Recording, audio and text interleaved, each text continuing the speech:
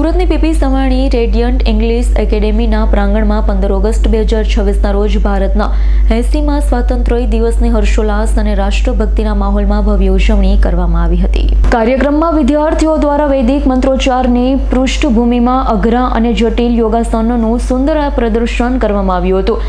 ત્યારબાદ કન્યાઓ અને કુમારો દ્વારા શાસ્ત્રીય અને પશ્ચિમી નૃત્ય શૈલીના સમન્વય સાથે અદ્ભુત ફ્યુઝન ડાન્સ રજૂ કરવામાં આવ્યો. સ્કેટિંગ રિંગના વિદ્યાર્થીઓએ વ્હીલ્સ પર અદ્ભુત સંતુલન સાથે હાથમાં તિરંગો રાખી કરતબો રજૂ કર્યા. દેશભક્તિના ગીત, નારા અને વિવિધ સાંસ્કૃતિક પ્રસ્તુતિઓથી સમગ્ર વાતાવરણ રાષ્ટ્રભક્તિના રંગે રંગાઈ ગયું હતું.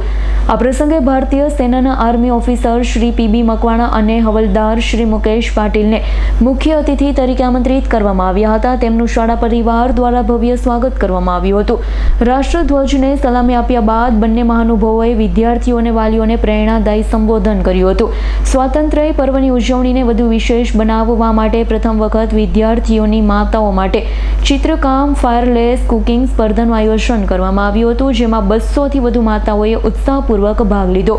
ચિત્રકામ સ્પર્ધામાં તિરંગો, ભારત માતા અને દેશભક્તિના વિવિધ ભાવોને કેનવાસ પર સુંદર રીતે રજૂ કરવામાં આવ્યા હતા.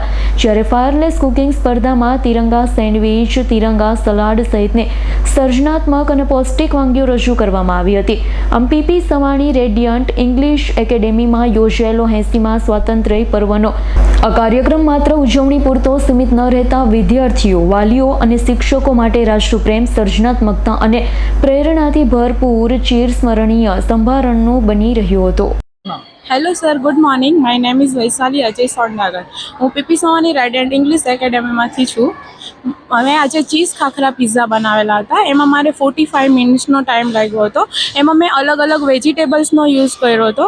એમાં મેં મેંદાનો નહોતો યુઝ કર્યો, એમાં મેં गेहूं आटा यूज़ करेलो હતો और इसमें मैंने चीज़ भी स्प्रिंकल किया था और आज मैंने यम्मी सी और हेल्दी टेस्ट चीज़ खाखरा पिज़्ज़ा बनाया था सर मैंने.